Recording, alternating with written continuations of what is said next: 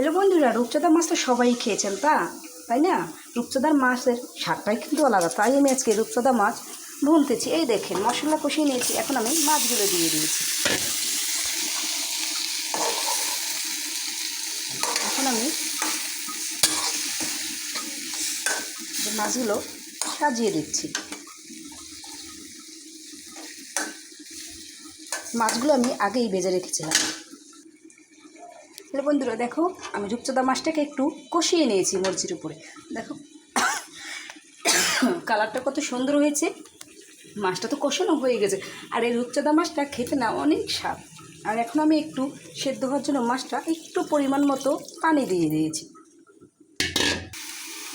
দেখো বন্ধুরা, আমার রূপচাঁদা মাছটা রান্না করা হয়ে গেছে। এই যে এখন আমি দিয়ে দেবো। আর আমার মাছটা কেমন হয়েছে বন্ধুরা বলিও।